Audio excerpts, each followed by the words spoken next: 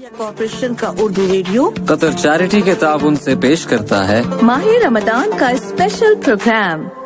اگر اللہ تجھے کسی مصیبت میں ڈالے تو خود اس کے سوا کوئی نہیں ہے جو اس مصیبت کو ٹال دے، اور اگر وہ تیرے حق میں کسی بھلائی کا ارادہ کرے تو اس کے فضل کو پھیرنے والا بھی کوئی نہیں ہے۔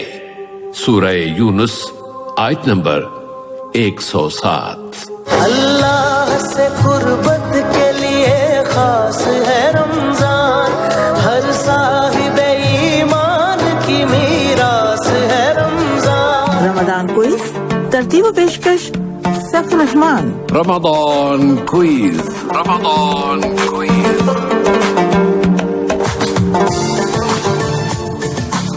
بسم اللہ الرحمن الرحیم۔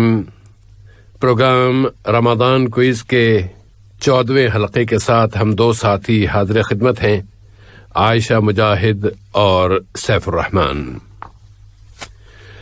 سامعین، آج ہم اس دعا کی تکمیل کریں گے جو کل جس کا آغاز ہوا تھا نماز کے دوران یا نماز کے بعد، دونوں حالتوں میں، کیونکہ دونوں روایتیں ملتی ہیں۔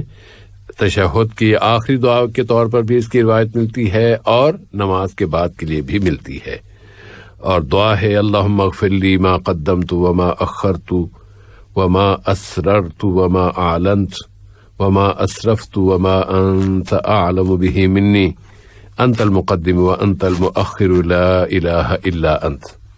ہم نے ویسے تو کل اس کا پہلا حصہ شامل کیا تھا پروگرام میں، آج پوری دعا شامل کر رہے ہیں، اور اس میں جو جس حصے کی وضاحت رہ گئی تھی اس پر آج تھوڑی سی گفتگو کر لیتے ہیں۔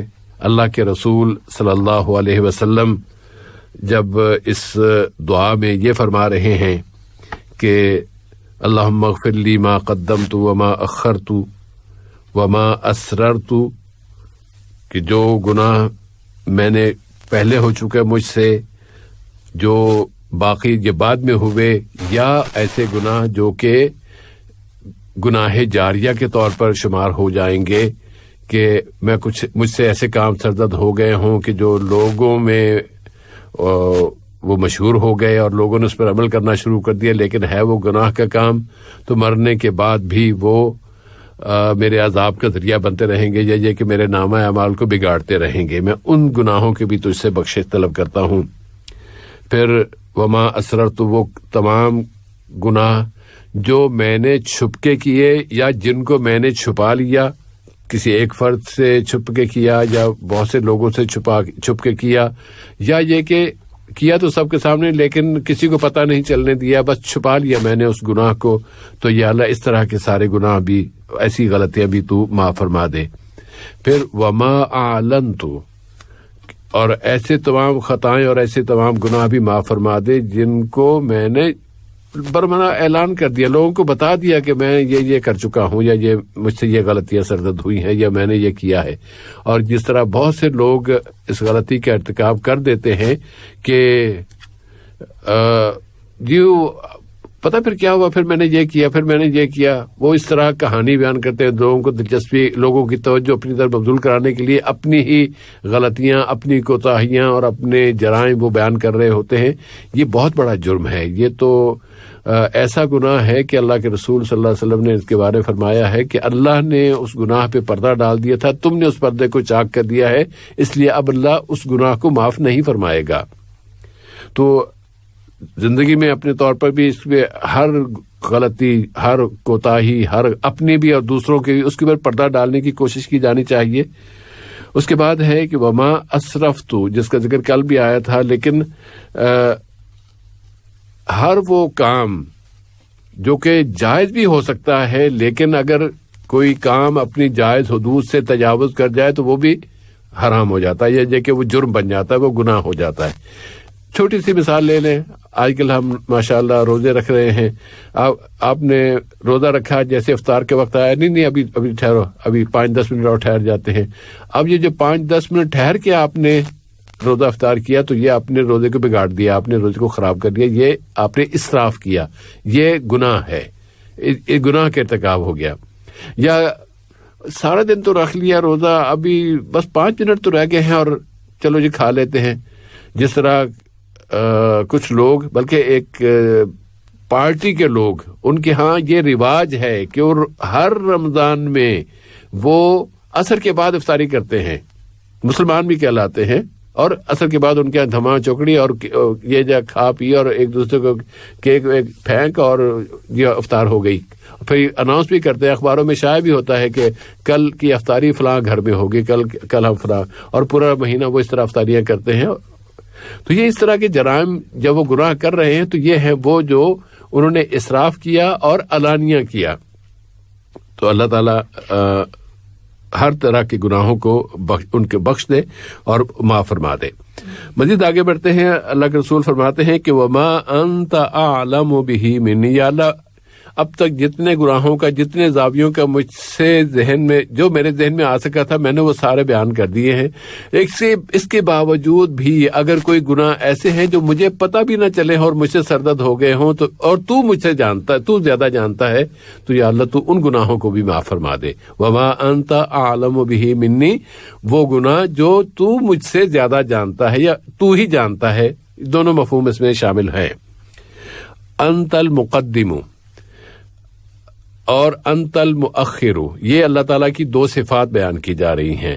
अब गुनाहों का सिलसिला उस जुमले पे खत्म हो गया। अब अल्लाह ताला की सिफात बयान करते हुए कि या अल्लाह तू ही लोगों को आगे कर देने वाला है और तू ही लोगों को पीछे कर देने वाला है, पीछे धकेल देना है। जिस तरह कोई लाइन बना रहे होते हैं ना, ये आप आगे आ जाएं, आप पीछे चले जाएं, आप इधर करें। जिस तरह एक मॉनिटर क्लास में या स्कूल में वो लाइन बनती है, कुछ इस तरह का तस्वर इसमें एक उभरता है। लेकिन अल्लाह ताला, नबी करीम सल्लल्लाहु अलैहि वसल्लम ने अल्लाह ताला के बारे में जो जुमले, जो अल्फाज इस्तेमाल फरमाए कि अंतल मुकद्दिमु व अंतल मुअख्खिरु, नेकी, भलाई, अच्छे काम, तू ही उनकी तौफीक देकर लोगों को आगे बढ़ा देता है, उनके मकाम मर्तबे को, उनको मजीद पहली सब में ला खड़ा करता है। और तू ही है कि जो लोगों को उनके गुनाहों की पादाश में, उनकी गलतियों की पादाश में उनको बस गिरा कर तू पीछे धकेल देता है। ये दोनों इख्तियार तेरे पास ही हैं, इसका ये एक मफहूम है। लेकिन बहुत सी किताबों में यही अल्फाज लिखे हुए तो हैं, लेकिन जबर के साथ। अंतल मुकद्दमु व अंतल मुअख्खरु, ये दो अल्फाज भी मिलते हैं। अंतल मुकद्दिमु जो हम सही मुस्लिम की रिवायत लेके आए हैं, उसमें अंतल मुकद्दिमु है और मुअख्खरु है। दूसरी किताबों में या दूसरी रिवायतों में अंतल मुकद्दमु आता है। मुझे कभी कभी याद आ जाता है, आज से कई साल पहले यही दुआ, इसका जिक्र हो रहा था इसी तरह के किसी प्रोग्राम में, रखा रमजान कोई से होगा या और कोई, तो उसमें एक खातून से टेलीफोन पे सुन रहे थे, तो मैंने कहा कि अंतल मुकद्दिम, तो उन्होंने, वो कहीं किताब से पढ़ रही थी, तो उन्होंने डांट के कहा कि नहीं मुकद्दमो है, तो आप गलती कर रहे हैं। तो यहाँ पर इसकी वजाहत उस वक्त मैं नहीं कर सका था, इसलिए नहीं कर पाया था कि प्रोग्राम का टेम्पो जिस अंदाज में चल रहा था उसमें गुंजाइश नहीं थी बात करने की। अब वो पता नहीं अगर यहाँ हैं भी या नहीं, अगर सुन रही हो तो अच्छी बात है, वरना दूसरे लोगों के लिए तो ये मुफीद रहेगा बात कि ये दूसरी रिवायत भी सही है। मसलन ये जिस तरह अल्लाह ताला के नामों में आता है ना कि अंतल अव्वल या हुवल अव्वल वल आखिर, वही सबसे पहले भी है और वही आखिर में भी है। तो अंतल मुकद्दम जब कहा जाता है तो वो फिर ये मफहूम हो जाएगा और इसका मतलब ये होगा कि ए अल्लाह तू ही सबसे आगे भी है और वह अंतल मुअख्खर, और तू ही सबसे पीछे भी है, अव्वल आखिर तू ही तू है। तो ये इस मफहूम में ये अगर जबर के साथ पढ़ा जाए तो इसका फिर ये मफहूम हो जाएगा। ये सिर्फ जनरल नॉलेज के लिए बता रहा था कि अगर कोई कभी आप किसी को सुने कि अंतल मुकद्दम पढ़ रहा तो उसको ये ना कहें कि आप गलत पढ़ रहे हैं, नहीं, वो भी सही है। अच्छा जी, आज की दुआ के हवाले से तो इतनी गुफ्तगू काफी है, और अब आते हैं हम अपने 14वें पारे की तरफ, जिसकी पहली सूरत है सूरह हिज्र। हिज्र जो लफ्ज है, पहले तो यही तवज्जो अपनी तरफ कुछ लोग इसको, अच्छा ये पत्थर हजर नहीं, हजर नहीं है, ये हिज्र है। हिज्र अलग चीज है और हजर अलग चीज है। हिज्र कहते हैं کسی کو کسی ایک جگہ محصور کر دینا یا کسی ایسی جگہ پہ بند ہو جانا کہ جہاں کوئی دوسرا نہ پہنچ سکے، اور وہاں کے لوگ یا وہاں وہ اس فرد، وہاں رکھا گیا فرد یا ٹھہرایا گیا آدمی وہ وہاں سے باہر نہ آ سکے. جس طرح آج کل کوارنٹینا ہوتا ہے نا، تو اس میں بھی ایک خاص کمرے میں یا ایک خاص بلڈنگ میں ایک جگہ لوگوں کو 2 ہفتے کے لیے بند کیا جاتا ہے. اس کو بھی عربی زبان میں حجر الصحی کہتے ہیں، جس کو ہم کہتے ہیں کہ ہیلتھ کوارنٹینا. تو یہ کوارنٹینا کا مفہوم حجر وہاں سے بھی ہے. لیکن یہ جو نام ہے حجر، سورہ الحجر جو آئی ہے سورہ اس میں 14ویں پارے میں، یہ ایک بستی کا نام ہے جو کہ پہاڑوں کو تراش کر بنائی گئی تھی، اور باہر کے لوگ وہاں ان کے لیے ایک معمہ تھی، وہ اندر تک پہنچ ہی نہیں سکتے تھے. اور اسی بستی کا دوسرا نام یہاں جہاں پر حضرت صالح علیہ السلام کی اونٹنی آئی تھی نا، وہ یہی بستی ہے. اسی کی وضاحت کی.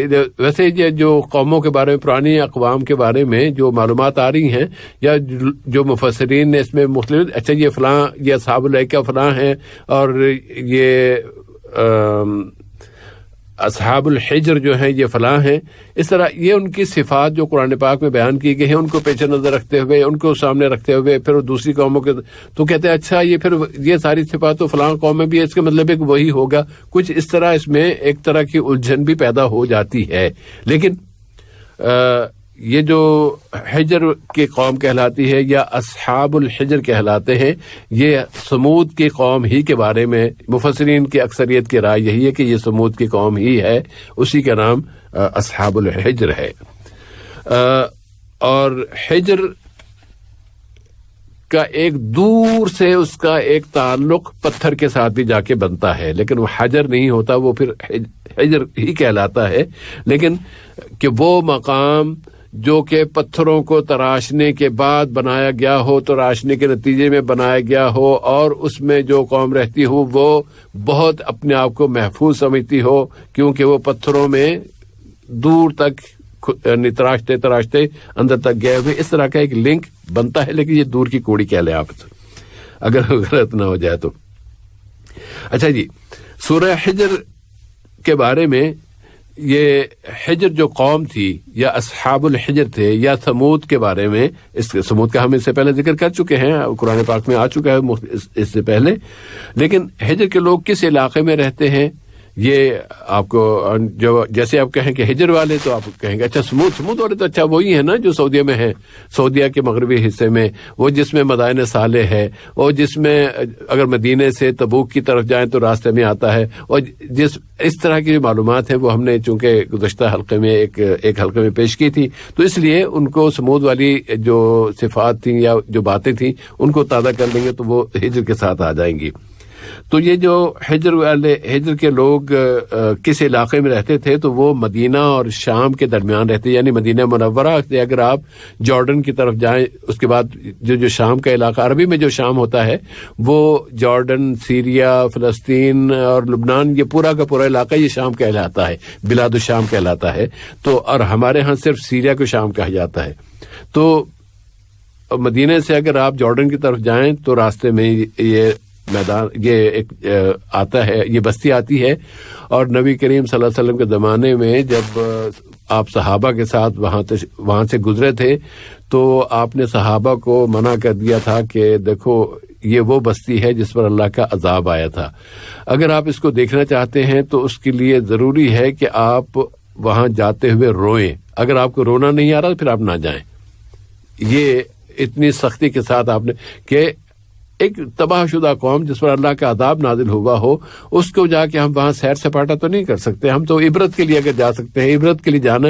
اور اس میں ظاہر کہ جب آپ عبرت کی نگاہ سے کسی کو دیکھیں گے اس طرح کے مقام کو، تو آپ پھر دل میں خوف بھی پیدا ہوگا اور ممکن ہے کہ آنکھوں میں آنسو بھی آ جائیں اس ڈر سے کہ یا اللہ کہیں ہمارا انجام بھی اس طرح کے لوگوں کے ساتھ یا لوگوں کی طرح نہ ہو. تو یہ اصحاب الحجر کے بارے میں کچھ باتیں آ گئیں. اب ہم اس صورت کے ابتدائی حصے کی طرف ایک دفعہ پھر آتے ہیں کہ اس کے شروع میں کہا گیا ہے کہ قرآن مبین.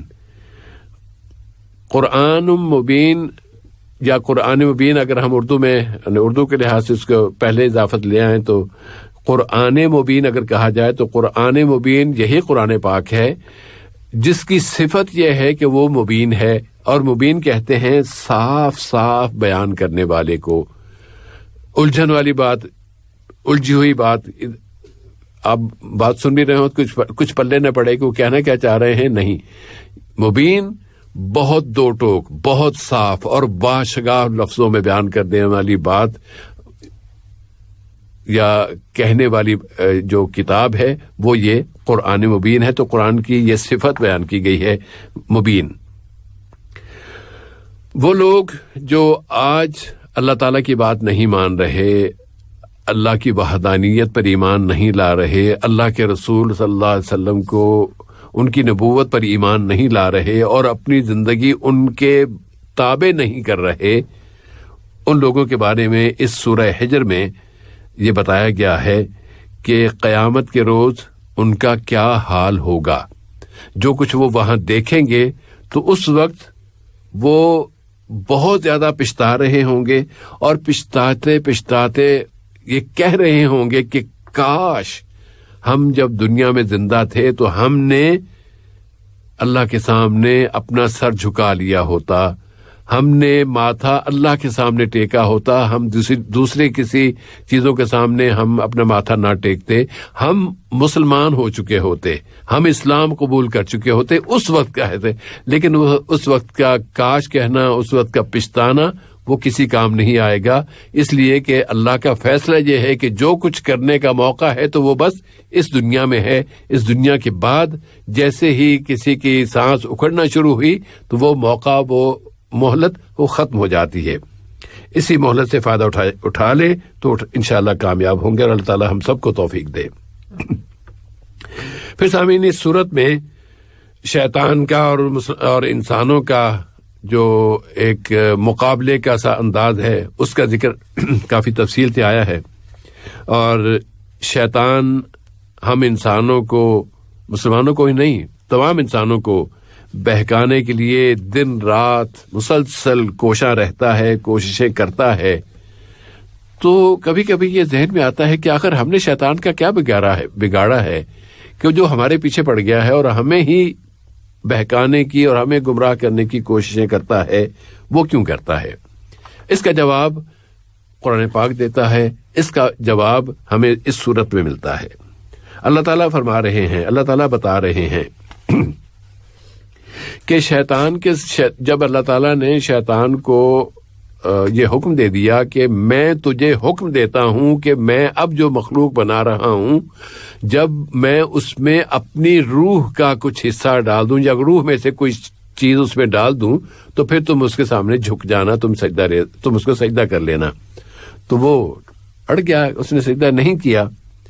تو نہ صرف اتنا ہی نہیں کہ اس نے انکار کیا، بلکہ اس نے اللہ تعالیٰ پر یہ الزام لگا دیا کہ اے اللہ تو نے مجھے بہکایا ہے. استغفر اللہ ربی، نعوذ باللہ من ذالک. اللہ کے اوپر یہ الزام لگا کے پھر کہتا ہے کہ اے اللہ، اچھا تو نے جس طرح مجھے بہکایا ہے نا، اب میں بھی تیرے ان بندوں کو جن کے لیے تو مجھے کہہ رہا تھا میں اس کے سامنے جھک جاؤں، میں ان لوگوں کو میں بہکاؤں گا اور تو بس مجھے مہلت دے دے قیامت تک کے لیے. اور اللہ تعالیٰ سے وہ مہلت لے چکا ہے، اللہ تعالیٰ نے اس کو وہ مہلت دی ہے. اب یہ وہ چیلنج کے طور پر اس نے اس کو اختیار کیا ہوا ہے اور وہ ہم سب انسانوں کو، تمام ابنائے آدم کو، آدم علیہ السلام کی اولاد میں جتنے لوگ ہیں، جتنی قومیں ہیں، جتنے افراد ہیں، سب کو وہ بہکانے کے لیے اپنی ایک اس نے مشنری انداز میں ڈیوٹی سنبھالی ہوئی ہے. اور وہ کہتا ہے کہ میرا کام یہ ہے کہ مجھے ان کی زیادہ سے زیادہ تعداد کو جہنم میں لے کے جائے. میں تو جاؤں گا ہی نا، ہم تو ڈوبے ہیں صنم، تم کو بھی لے ڈوبیں گے. تو ہم کو لے ڈوبنا چاہتا ہے. یہ ہے ہمارا اصل اس کے ساتھ معرکہ اور یہ ہے ہماری اس کے ساتھ کشمکش اور ہماری اس کے ساتھ لڑائی. اور اللہ تعالیٰ نے بھی پھر ہمیں یہ کہہ دیا ہے کہ دیکھو تمہارے سامنے یہ راستہ بھی ہے، اس میں مشکلات تو ہیں، لیکن دوسرا راستہ جو وہ شیطان کا راستہ ہے، اس میں تمہیں بہت ساری سہولتیں بھی ملیں گی، اس میں بہت سارے کچھ مزے بھی آ سکتے ہیں، اس میں کچھ تمہیں نعمتیں بھی مل سکتی ہیں، اس میں تم ہرے بھرے کچھ باغات بھی نظر آ سکتے ہیں، لیکن ان کے پیچھے آگ ہے.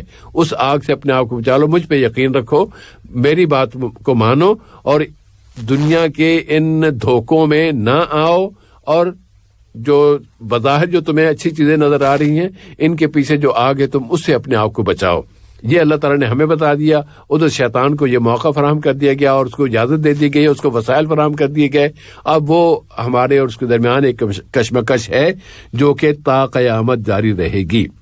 اور ساتھ ہی اللہ تعالیٰ نے جس طرح سورہ فاطر میں نا یہ ہمیں بہت دو ٹوک اور بات، جیسے کہ قرآن تو مبین ہے نا، بہت دو ٹوک انداز میں بات کرتا ہے. تو سورہ فاطر میں اللہ تعالیٰ نے بتا دیا ہے کہ ان الشیطان لکم عدو فاتخذوہ عدوا، کہ شیطان جو ہے نا یہ تمہارا دشمن ہے، تم بھی اس کو ساتھ ڈیل جو کرو تو دشمن کی طرح کرو، کہ تم اپنے دشمن کے ساتھ ڈیل کر رہے ہو، دشمن کے ساتھ برتاؤ کر رہے ہو. اس کو کبھی اپنا دوست، اپنا ساتھی، اپنا نہ سمجھنا. یہ تمہارا اپنا نہیں ہے، تو یہ تمہارا دشمن ہے، اس کو دشمن ہی سمجھنا. یہ اللہ تعالیٰ نے ہمیں واضح طور پر بتا دیا ہے. اگر ہم بھی اس کے باوجود اگر اس کو دشمن نہ مانے تو پھر ہماری کوتاہی ہوگی. پھر سامعین اسی صورت میں جہنم کا ذکر آتا ہے اور یہ بتایا جاتا ہے کہ جہنم کے 7 دروازے اللہ تعالیٰ نے رکھے ہیں، اور 7 دروازوں کے حوالے سے یہ بھی بتا دیا ہے لہا 7 ابواب لکل باب منہم جزء مقسوم، کہ اللہ تعالیٰ نے جہنم کے دروازے، ان میں سے ہر ایک دروازے کو کسی ایک خاص مقسوم یعنی تقسیم شدہ شے کے لیے مخصوص کر دیا، ایک حصے کے لیے مخصوص کر دیا ہے. اس کا مطلب یہ ہے کہ اس مقسوم کا تقسیم کیے جانے کا مطلب یہ ہے کہ اللہ تعالیٰ نے جس طرح جنت کے دروازے ہیں نا، یہ روزہ داروں کا دروازہ ہے، اس میں روزہ داروں کے علاوہ کوئی دوسرا داخل نہیں ہو سکے گا، یہ نمازیوں کا، یہ فلاں. اس طرح جہنم کے دروازوں کا بھی ہے کہ یہ شرک کرنے والے اس دروازے سے داخل کیے جائیں گے، گناہ کرنے والے اس طرف یہاں سے جائیں گے، اللہ کے ساتھ اللہ کو نہ ماننے والے، سرے سے ہی نہ ماننے والے جو دہریے انداز کے لوگ ہوں گے وہ اس دروازے سے جہنم میں داخل کیے جائیں گے. اسی طرح جو منافق ہوں گے وہ اس دروازے سے بالکل سب سے نچلی تہہ میں پہنچا دیے جائیں گے. اس طرح دوسرے جرائم یا دوسرے بہت سارے جو گناہ ہیں ان کے لیے وہ دروازے مخصوص کر دیے گئے ہیں. یہ اس کی تفسیر ہے اس جزء المقسوم کے حوالے سے. پھر سامعین جنت کے دروازوں کی تعداد کتنی ہے؟ قرآن جہنم کے دروازوں کی تعداد تو قرآن میں بتا دی گئی کہ 7 ہے، لیکن جنت کے دروازوں کی تعداد قرآن پاک میں نہیں بتائی گئی. وہ ہمیں حدیث رسول صلی اللہ علیہ وسلم سے ملتی ہے، اور صحیح بخاری اور صحیح مسلم دونوں یہ حدیث لے کر آئے ہیں، جو کہ ہمارے جس کو ہم کہتے ہیں نا کہ اس سے زیادہ پھر صحیح حدیث جس کو بخاری مسلم لے آئیں تو پھر اس سے زیادہ صحیح حدیث کون سی ہوگی؟ کوئی نہیں ہوتی. تو اس میں حضرت حضرت عبادہ بن صامت اس کے راوی ہیں، وہ یہ بتاتے ہیں، حدیث تھوڑی سی طویل ہے، تو اس کے آخر میں وہ یہ فرماتے ہیں کہ اللہ کے رسول صلی اللہ علیہ وسلم نے فرمایا کہ اگر تم یہ عبارتیں کہتے ہو، اس پر تمہارا ایمان ہے، اس پر تم عمل کرتے ہو، تو پھر تمہیں اللہ تعالیٰ اپنی جنت کے 8 دروازوں میں سے جس میں سے چاہے وہ تمہیں داخل کر دے گا. تو یہ 8 دروازوں کا ذکر اس حدیث میں آتا ہے، اس لیے ہم کہتے ہیں کہ جنت کے 8 دروازے. شکر ہے کہ اس کے 8 ہیں اور جہنم کے 7 ایک دروازہ کم ہے. لیکن اصل چیز یہ ہے کہ ہم جہنم سے بچ جائیں، جہنم کے سارے دروازے ہمارے لیے بند ہوں، اور جنت کے اگر سارے نہیں تو کم از کم ایک تو کھلا مل جائے ہمیں، ہم اس میں داخل ہو سکے. اللہ کرے کہ انشاءاللہ ہم ان لوگوں میں سے ہوں گے. پھر سامعین سورہ ہجر میں سورہ فاتحہ کا ایک اور نام بتایا گیا. سورہ فاتحہ کے کئی نام ہیں، کوئی 15-16 نام ہیں سورہ فاتحہ کے، لیکن ان میں سے ایک نام سورہ ہجر میں لیا گیا ہے سورہ فاتحہ کا، اور وہ ہے سبع المثانی. تو سبع المثانی کے بارے میں تمام مفسرین متفق ہیں کہ یہ سورہ فاتحہ ہی ہے، اور اس کا جو مفہوم ہوتا ہے وہ یہ ہے کہ ہم نے تم کو 7 ایسی آیات دی ہیں کہ جن کو بار بار دہرایا جانا چاہیے. ایسا نہیں کہ پڑھ لیا تو بس اس کے بعد بھول گئے، نہیں، یہ سبع المثانی، یہ 7 آیتیں سورہ الفاتحہ کے بارے میں سورہ الحجر میں ان کا یہ نام آیا ہے. پھر سامعین، اللہ تعالیٰ نے اس سورت کے آخری حصے میں نبی کریم صلی اللہ علیہ وسلم ہوں یا ہم سب ان کے توسط سے یا ان کے بعد پھر ہم اس کے مخاطب ہیں، یہ فرمایا ہے کہ وَاعْبُدْ رَبَّكَ حَتَّى يَأْتِيَكَ الْيَقِينُ. اس آیت کے حوالے سے کئی لوگوں نے کچھ عجیب سی باتیں بنائی. اچھا، نبی صلی اللہ علیہ وسلم کو بھی یقین نہیں آیا، اور اللہ تعالیٰ نے انہیں حکم دیا کہ تم اس وقت تک عبادت کرتے رہو جب تک کہ تمہیں یقین نہ آ جائے. یقین کس سے؟ اگر انبیاء کو یقین نہیں آئے گا تو پھر کس کا یقین ہوگا؟ اس کا مطلب یہاں پر یقین بالکل نہیں ہے. یہاں پر اس سے مراد وہ دن ہے، وہ گھڑی ہے جس کا آنا یقینی ہے، یعنی کہ قیامت. اور عرب جو ہمارے اساتذہ تھے وہ تو ڈائریکٹ سیدھے کیا یقین اور یقینی کی بات نہیں کہتے، وہ کہتے ہیں اس کا مفہوم موت ہے، کہ مرتے دم تک تم اللہ کی عبادت کرتے رہو. یہ تو انہوں نے موت کا لفظ استعمال کیا تھا ہمارے اساتذہ نے. اللہ تعالیٰ ان میں سے کئی دنیا سے جا چکے، ان کو جنت میں جگہ دے. اور یہاں پر جو قرآن کے الفاظ ہیں وہ یہ کہ وَاعْبُدْ رَبَّكَ حَتَّى يَأْتِيَكَ الْيَقِينُ، کہ تم اس وقت تک، اس گھڑی تک عبادت کرتے رہو جب تک کہ وہ گھڑی نہیں آ جاتی جس کا آنا یقینی ہے، یعنی انسان کی موت. جب ہر انسان کو موت آنی ہے تو اس کی موت آنے تک تمہیں اللہ کی عبادت کرتے رہنا چاہیے. پھر سامعین، اس کے بعد اگلی سورت آتی ہے سورہ ابراہیم. تو اس میں ہم زیادہ تو گنجائش نہیں ہے کہ زیادہ بات کر سکیں، اس لیے چند ایک نکات اس میں سے ہم شامل کرتے ہیں آج کے پروگرام میں. اللہ فرماتا ہے اس میں کہ والذین یدعون من دون اللہ، بلکہ اس سے پہلے بھی ہے نا، افمن یخلق کمن لا یخلق افلا تذکرون. کیا جو پیدا کرتا ہے اور جو کچھ بھی پیدا نہیں کرتے وہ دونوں یکساں ہو سکتے ہیں؟ کیا تم ہوش نہیں لا سکتے، یا ہوش میں نہیں آؤ گے، یا تم اپنے اس نقطے کو یاد نہیں کر سکتے کہ ایک ذات ہے جو ہر شے کو پیدا کر رہی ہے، ہر شے کو اس نے پیدا کیا ہے.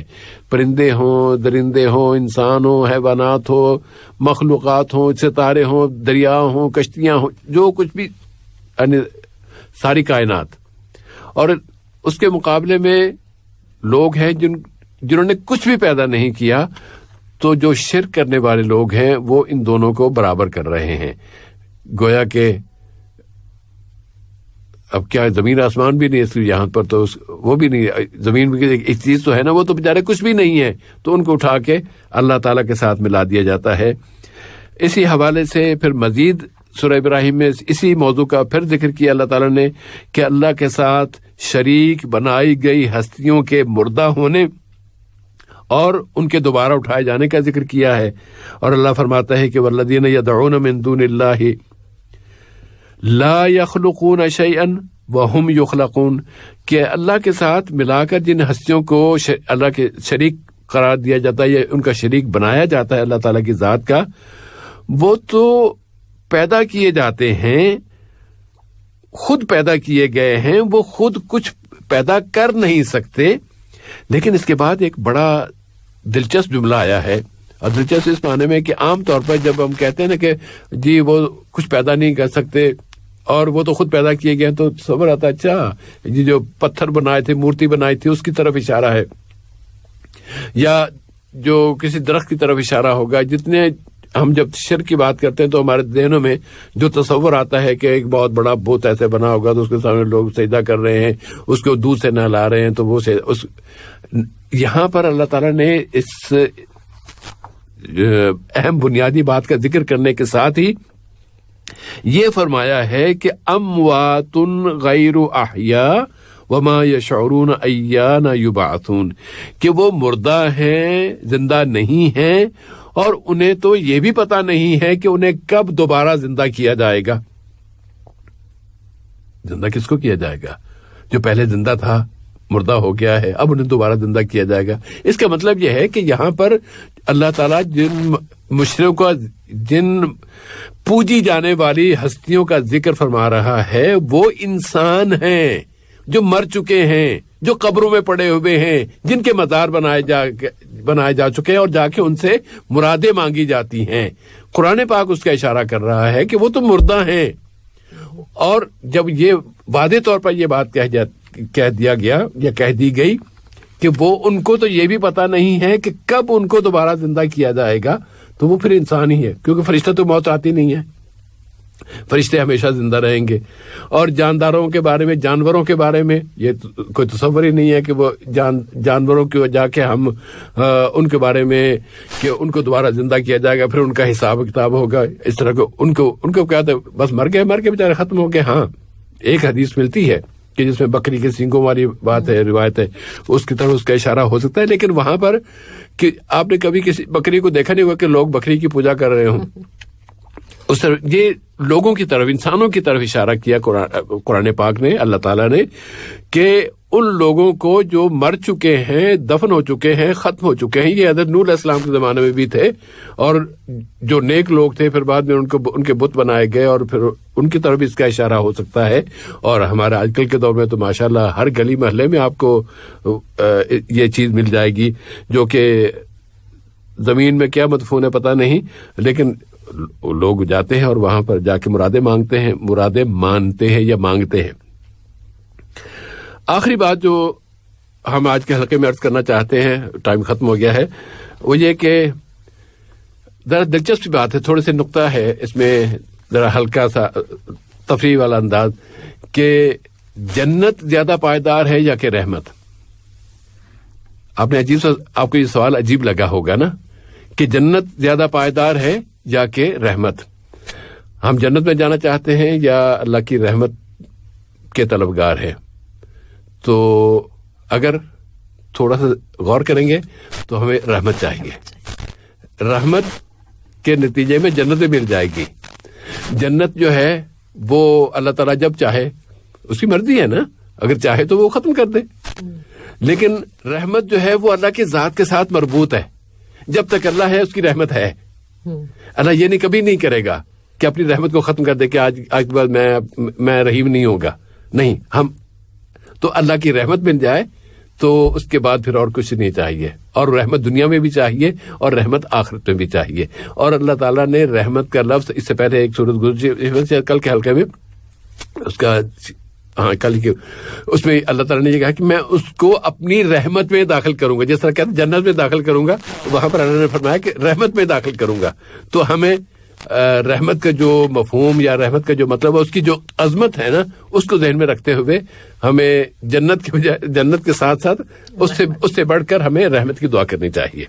اس طرح ہم اپنی آج کی گفتگو یہاں پر روکتے ہیں, اور تاکہ ہم اگلا حصہ شروع کر سکیں جس میں آج ہم نے تھوڑا سا زیادہ ٹائم لے لیا ہے. سامعین, قطر چیریٹی کے تعاون سے پیش کیے جانے والے اسپیشل پروگرام رمضان کوئز کی شرائط و ضوابط سے واقفیت بہت ضروری ہے.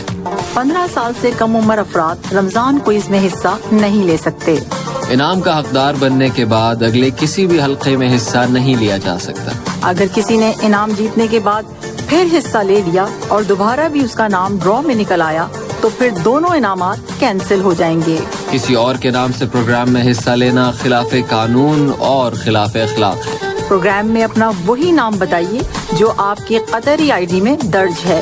انعام کا حقدار بن جانے کے بعد اپنے قطری آئی ڈی کی کاپی اور موبائل نمبر اس ای میل پر ارسال فرمائیے: ramadanquiz@urduradio.qa. رمضان کوئز میں حصہ لینے کے لیے ٹیلی فون نمبرز ہیں 44131280 اور 44874299. یہ پروگرام قطر چیریٹی کے تعاون سے پیش کیا جا رہا ہے. سامعین, قطر چیریٹی جمعیہ قطر خیریہ کے تعاون سے پروگرام رمضان کوئز کا اب دوسرا حصہ شروع ہو گیا ہے, اور آج کے پہلی کال ہم ریسیو کرتے ہیں. پروگرام رمضان کوئز. السلام علیکم. وعلیکم السلام ورحمۃ اللہ. ابو طاہر ابراہیم صاحب جی, آپ آج جو دعا بتائی گئی ہے وہ سنا دیں. ہاں جی.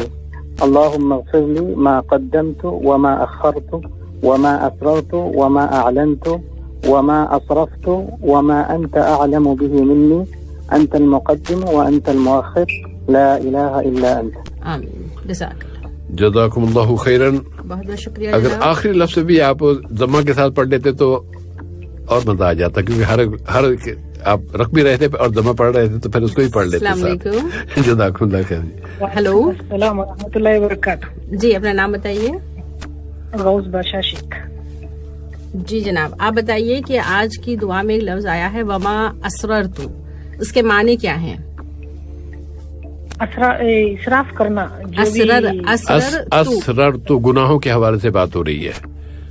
وما اسررت، میں جو کچھ گناہ آگے کیا ہوں اس کو بیان کر دیا ہوں. نہیں بیان نہیں کرنے. اسرر تو یہ اس کے الٹ ہے. اسرر تو یعنی اس کو چھپ کے کیا تھا وہ. ہاں میں نے ان کو چھپا دیا، میں نے چھپ کے کیا یا میں نے گناہ کر کے ان کو گناہ کیا اور چھپا دیا، کسی کو پتہ نہیں چلنے دیا. بہت شکریہ. چھپے ہوئے گناہ. شکریہ آپ کا بھائی. رمضان کوئز ہے اور آپ ہمارے ساتھ ہیں. ہیلو السلام علیکم. ہیلو ہیلو ہلو جی السلام علیکم. جی السلام علیکم. نعیم پرویز چوہان بول رہا ہوں. جی جناب. دو چلے گئے تھے نعیم صاحب آج. نہیں وہ پتہ نہیں فون کا مسئلہ سر ایسا کچھ تھا. اچھی چلو کوئی بات نہیں. نعیم صاحب آپ بتائیں کہ وما اعلنت کا کیا مطلب ہے؟ ایسے گناہ جن کو میں نے اعلانین کیا ہو اور لوگوں کو بتا کر کیے ہوں. جی بہت شکریہ. اللہ تعالیٰ معاف فرمائے، سب گناہ معاف فرمائے. پروگرام رمضان کوئز. السلام علیکم. وعلیکم السلام. جی اپنا نام بتائیے. نعمان عبدالغفور. جی جناب آپ بتا سکتے ہیں کہ وما اسرفت جو لفظ آیا ہے دعا میں اس کا کیا مطلب ہے؟ جو گناہ میں نے چھپ کے کیے ہیں. اسرفت فے والا جس میں تجاوز. اچھا ہاں جس میں تجاوز کر گیا، میں جن چیزوں میں تجاوز کر گیا، جس میں حدود سے تجاوز کر گیا. صرف تجاوز تو مفہوم نہیں دیتا نا، حدود سے تجاوز کر گیا. بہت شکریہ. حد بھی اس کو پار کر گیا. بہت شکریہ. اللہ حافظ. پروگرام ہے رمضان کوئز اور کالر ہمارے ساتھ. السلام علیکم. وعلیکم السلام ورحمۃ اللہ. اعجاز الحق نصیر الدین. جی اعجاز صاحب آج کی دعا بتا دیں. اللہم اغفر لی بما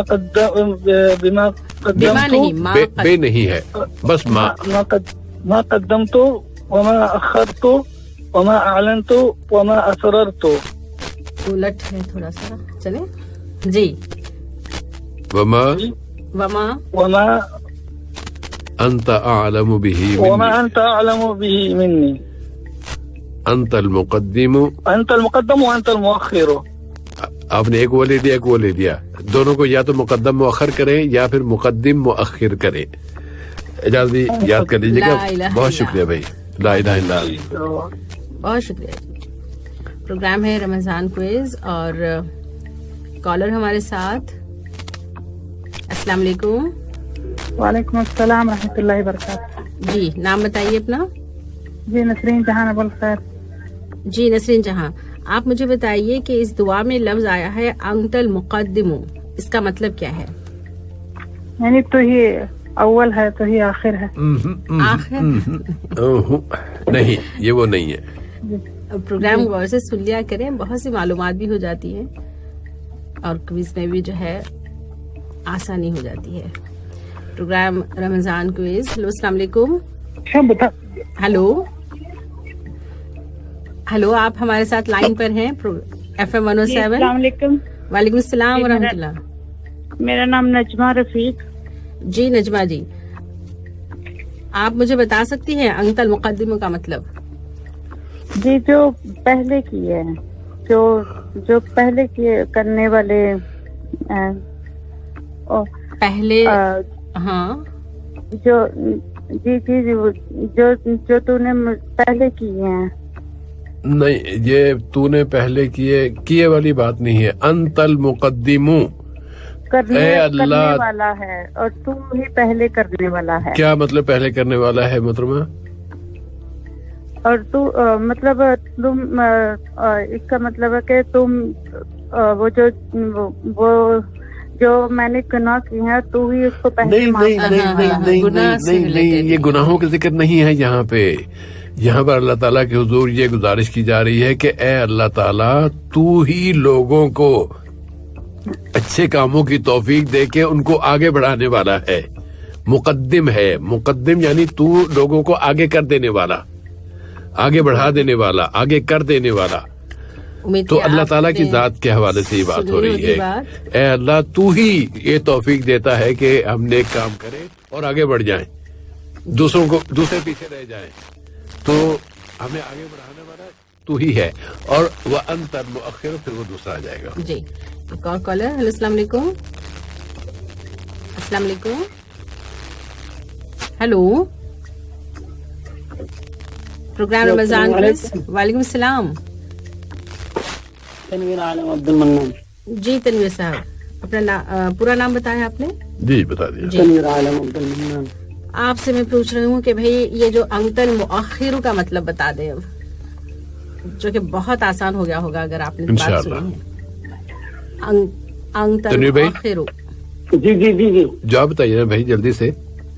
جی آپ نے کہا کہ انتل مؤخر یعنی جس کو اللہ توفیق دیتا ہے، یعنی مؤخر میں برائی کرنے کا، یہ اس کا الٹا ہو گیا نا شیخ.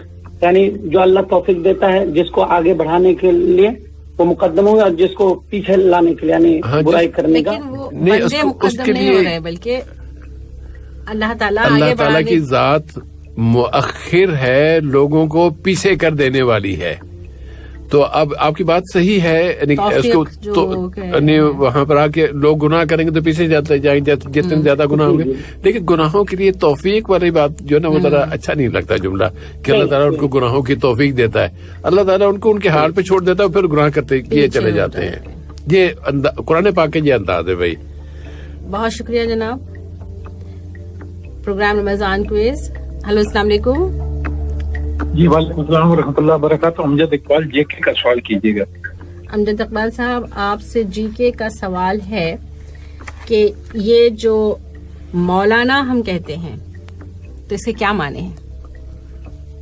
اکثر مولانا کے لفظ استعمال کرتے ہیں مولانا. مولانا تو انڈیا پاکستان میں استعمال ہوتا ہے، یہاں پر تو زیادہ تر شیعہ کے استعمال کرتے ہیں. مولانا کا مطلب یہ ہوتا ہے جو اپنا پڑھا لکھا یا جو امام ہو. آپ نا اس کا لفظی ترجمہ بتا دیں بھائی. لفظی ترجمہ اگر آپ اس پہ غور کریں گے تو وہ آپ بتا سکیں گے. آپ کچھ اور چیزیں شامل کریں جو کہ بات بن نہیں رہی. لفظی ترجمہ کوئی ایک چلیں کوئی بات نہیں. بہت شکریہ جناب. پروگرام رمضان کوئز FM 107 پر. ہلو السلام علیکم. السلام علیکم. وعلیکم السلام ورحمۃ اللہ. الماس عبدالغفور. جی الماس جی آپ سے سوال ہے کہ سورۃ الحجر میں جو ہجر کے لوگ اور یہ جو ذکر آیا ہے نا ہجر کے لوگ، تو یہ کس نام سے مشہور ہیں؟ جی قوم سمود. ماشاء اللہ، میں نے اتنا لمبا سوال کیا اور فوراً جواب آ گیا. ماشاء اللہ جی بہت شکریہ. جی سامعین پروگرام رمضان کوئز. ہلو السلام علیکم. جی جی السلام علیکم. جی السلام علیکم ورحمۃ اللہ. جی محمد مزمل حسین. جی محمد مزمل حسین. محمد مزمل حسین صاحب. مزمل حسین. جی جی آپ سے سوال ہے کہ قرآن مبین کسے کہتے ہیں؟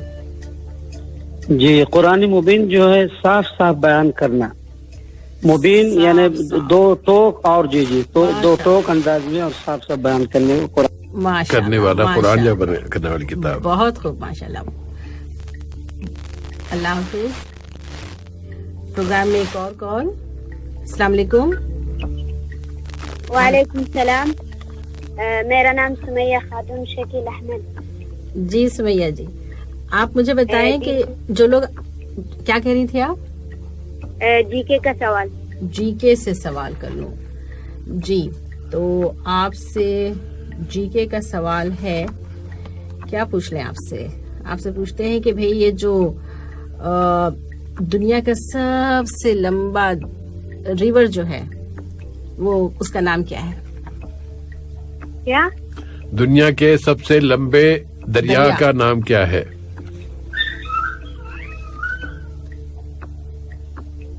نہر النیل. جی نہر نیل، دریائے نیل. دریائے نیل. بہت شکریہ. لگتا ہے بیٹی کسی عربی اسکول میں پڑھتی ہے. جی پروگرام رمضان کوئز میں آپ ہمارے ساتھ شامل ہو سکتے ہیں. ایک اور کالر. ہیلو السلام علیکم. وعلیکم السلام. میں شکیل احمد عبد السلام بول رہا ہوں. جی شکیل احمد صاحب. یہ آپ کی بیٹی تھی تو نہیں تھی؟ آپ سے سوال ہے کہ جو لوگ آج اللہ کی بات نہیں مان رہے تو سورہ ہجر میں کیا بتایا گیا کہ قیامت کے روز وہ کیا کہیں گے؟ وہ اللہ وہ قیامت کے روز پچھتائیں گے اور کاش میں بھی اللہ اور اس دنیا میں بات مانتا اور مسلمان بن کے آتا، اسلام قبول کر لیا ہوتا. اسلام قبول کر لیا ہوتا. بہت شکریہ جناب. اللہ حافظ. سائن پروگرام ہے رمضان کوئز اور ذرا رفتار تیز کیجیے آپ. جی کال جس طرح سے آ رہی ہے. السلام علیکم. السلام علیکم ورحمۃ اللہ. جی کوثر علی نعمان بات کر رہا ہوں. جی جناب آپ بتا سکتے ہیں کہ شیطان ہم انسانوں کو ہر وقت بہکانے کی کوششیں کرتا رہتا ہے، کیوں؟ جی شیطان کا الزام ہے کہ اللہ نے مجھے بہکایا ہے، اسی لیے اللہ سے انہوں نے آرڈر لے لیا، مطلب یہ اجازت لے لیا کہ اس طرح سے اللہ نے مجھے بہکایا، میں بھی تمہارے بندوں کو، آپ کے بندوں کو میں اسی طرح سے بہکاؤں گا اور اس کو زیادہ سے زیادہ جہنم میں لے کے جاؤں گا ساتھ میں. بہت شکریہ جناب. جی پروگرام ہے رمضان کوئز اور آج جو ہے کال ایک ہی لائن پر مجھے مل رہی ہے سبھی. السلام علیکم. ہلو السلام علیکم ورحمۃ اللہ. وعلیکم السلام ورحمۃ اللہ وبرکاتہ. اپنا نام بتائیے. جی میرا نام محمد جوہر. جی کے سوال کیجیے. اوکے جی کے سے آپ سوال چاہتے ہیں. اچھا جی تو آپ کے لیے سوال ہے جی کے سے. محمد جوہر عبد المنان. جی آپ جی عبد الحنان. عبد الحنان. اچھا آپ بتائیے کہ جو زمین سے سب سے نزدیک کون سا جو ہے سیارہ ہے، کون سا اسٹار ہے؟ نہیں سیارہ الگ ہوتا ہے، اسٹار الگ ہوتا ہے. اب آپ بتائیے کہ کیا پوچھ رہی ہے. اسٹار بتا دیں پلیز. زمین سے سب سے زیادہ نزدیک کون سا ستارہ ہے؟ اسٹار ستارہ. سورج. جی سورج ہی ستارہ ہے، باقی سب سیارے ہیں. جی جناب بہت شکریہ. سیارے اور ستارے میں فرق یہ ہے کہ ستارے جو ہے وہ خود چمکتے ہیں اور سیارے دوسرے کی روشنی، اس ستارے کی روشنی لے کر پھر چمکتے ہیں. جی بہت شکریہ جناب. بہت شکریہ آپ کا. جوہر بھائی کون تھے؟ جوہر صاحب تھے نا. جی اگلی کال لے لیں. جی ہلو السلام علیکم. ہلو السلام علیکم. وعلیکم السلام ورحمۃ اللہ. اپنا نام بتائیے. غلام مصطفیٰ خدا بخش. جی غلام مصطفیٰ خدا بخش. غلام مصطفیٰ خدا بخش. جی جناب آپ بتائیے کہ سورہ فاطر میں اللہ تعالیٰ نے شیطان کے بارے میں ہمیں کیا حکم دیا ہے؟ کون سی سورہ میں؟ فاطر. سورہ فاطر میں. جی جی میں اللہ کے میں شیطان سے پناہ مانگتا ہوں. نہ پناہ مانگنے کا نہیں ہے اس میں. شیطان کے بارے میں آپ کو کیا حکم دیا گیا ہے کہ ان کے ساتھ کیا سلوک کرو، کیسا سمجھو؟ وہ کیا ہے ہمارا؟ بہت آسان ہو گیا. آپ کا تعلق کیسا ہونا چاہیے شیطان کے ساتھ؟ تعلق تو ویسا ہی ہونا چاہیے جیسے مطلب کیا بولتے ہیں اس کا، میرے ذہن میں تھوڑا کنفیوز ہو گئے. کوئی بات نہیں، پروگرام سنتے رہیں. بہت شکریہ. آپ نے جس اہتمام سے سورت کا نام پوچھا تو میں سمجھا کہ ابھی نہیں فوراً. لیکن کبھی کنفیوژن ہو جاتی ہے. جی جی السلام علیکم. اگلی کال. ہلو السلام علیکم. وعلیکم السلام ورحمۃ اللہ. محمد فیاض محمد نسیم. جی آپ مجھے بتائیے یہی والا کہ بھئی جو شیطان کے بارے میں اللہ تعالیٰ نے حکم دیا ہے سورہ فاطر میں، وہ کیا حکم ہے، کیا کرنا؟ ساتھ ہی ساتھ شیطان تمہارا دشمن ہے، تم بھی اس کو دشمن ہی مانو. وہ ہمارا دشمن ہے تو اس کو بھی ہم بھی دشمن کا ہی طرح مانو. جی بہت شکریہ. بہت شکریہ آپ کا بھائی. اللہ حافظ. جسامین پروگرام رمضان کوئز. السلام علیکم. ہلو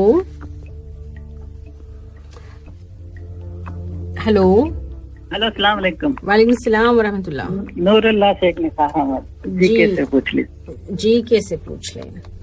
जी नूरुल्लाह साहब, आपके लिए सवाल है कि वो कौन सा प्लैनेट है जिसे रेड प्लैनेट के नाम से जाना जाता है? सॉरी सुना नहीं। वो कौन सा प्लैनेट यानी कि सैयारा जिसे रेड प्लैनेट कहा जाता है, सुर्ख सैयारा। उसका रंग अगर उसकी तस्वीर भी देखें तो ऐसा लगता है जैसे सारी सुर्खी से भरा हुआ है। मंगल ग्रह कुछ बोल। मंगल किसको कहते हैं आपके हिंदी में? नहीं मुझे एग्जैक्टली नहीं पता, अलबत्ता उर्दू नाम मालूम है। उर्दू का पता है, इंग्लिश का पता है, अब हिंदी तो है कोई हमारा था। मंगल ग्रह ही कहते हैं उसको, वो ओके ब्रॉन खाता है। अरे वाह भाई, मंगल ग्रह आपका सही जवाब हो गया। हमारे एक हिंदी जानने वाले साथी ने कहा है कि सही जवाब है। अच्छा ये जो इसको ना इंग्लिश में मार्स कहते हैं भाई, और उर्दू में इसको मरीख कहते हैं। और उर्दू का तो बिल्कुल मालूम नहीं। चलिए, उर्दू में मरीख और इंग्लिश में मार्स और इंग्लिश और हिंदी में जो कल आने वाला दिन है अभी नहीं आया। बहुत शुक्रिया जनाब, अल्लाह हाफिज। अस्सलाम वालेकुम। हेलो। वालेकुम सलाम व रहमतुल्लाहि व बरकातुहू। मेरा नाम उबैद मियां बिन सदीक मियां। जी, आप मुझे बताइए कि जहन्नम के हर दरवाजे के लिए उनमें से एक हिस्सा मखसूस कर दिया गया है, इसके बारे में क्या बात बताएगी? इसका क्या मतलब है? उसका मतलब वो शिर्क का अलग दरवाजा होगा, गुनाहगार का अलग अलग दरवाजा होगा, ऐसे ही किस्म किस्म का सबका अलग अलग दरवाजा होगा। ठीक है, ठीक, बहुत शुक्रिया, अल्लाह हाफिज। साइन प्रोग्राम है रमजान क्विज। अस्सलाम वालेकुम। हेलो। हेलो, अस्सलाम वालेकुम। वालेकुम सलाम व रहमतुल्लाह। जी अपना नाम बताइए। मेरा नाम फैसल। कौन सा फैसल? आयशा फैसल। आयशा फैसल। जी आयशा जी, आप जन्नत के दरवाजों की तादाद बता दें। जी, वो एक हदीस के जरिए बताया गया कि जन्नत की दरवाजों की तादाद 8 है। जी बहुत शुक्रिया। बहुत शुक्रिया, अल्लाह हाफिज। अस्सलाम वालेकुम। वालेकुम अस्सलाम। उमर शाह ज़ैद मुनव्वर हुसैन। जी उमर साहब, आप मुझे बताएं कि सूरह हिज्र में सूरह फातिहा का एक नाम आया है, वो क्या नाम है? सूरह फातिहा। सबा मसानी। सबउल मसानी। माशाअल्लाह, बहुत शुक्रिया जनाब, अल्लाह हाफिज।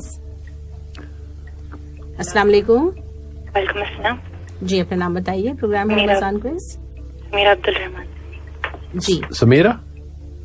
जी मुझे भी मीरा से सुनाई दिया था। मैं ये समीरा। जी समीरा जी, खुशामदीद। आपसे सवाल है कि ये जो कहा गया है कि और अपने रब की इबादत कर जब तक यकीन ना आ जाए, तो इसमें यकीन का क्या मतलब है? क़यामत ना आ जाए जब तक। नहीं, क़यामत नहीं कहना चाहिए, बल्कि वो दिन जिसका आना यानी इंसान के जब उसकी मौत आ जाएगी तो ऐसे तो उसके लिए क़यामत ही है, लेकिन अब अगर ये कहा जाए कि नहीं क़यामत के दिन तक आप इबादत करते रहे, जो आदमी कल फौत हो गया वो बेचारा क़यामत तक क्या इबादत करेगा? जब तक घड़ी ना आ जाए। मरने की घड़ी यानी मौत की घड़ी ना आ जाए, जब तक कि वो घड़ी ना आ जाए जिसका आना यकीनी है, ये उसका लफ्ज़ी तर्जुमा हो जाएगा और उसके मतलब है कि मौत। जी बहुत शुक्रिया जी। अस्सलाम वालेकुम। हेलो। वालेकुम सलाम व रहमतुल्लाहि व बरकातहू। शम्सुद्दुहा मोहम्मद लुकमान। जी शम्सुद्दुहा साहब, आप बताइए कि ये जो बात आई है कि जो पैदा करता है और जो कुछ भी पैदा नहीं करते, क्या दोनों एक सा हो सकते हैं? तो ये बात कहकर अल्लाह ताला ने क्या बात समझाई है? ये बात समझाने अल्लाह ताला ने ये बात समझाई कि जो पैदा नहीं करता और जो पैदा करता है, ये खालिक और मखलूक के दरमियान ये फासला है।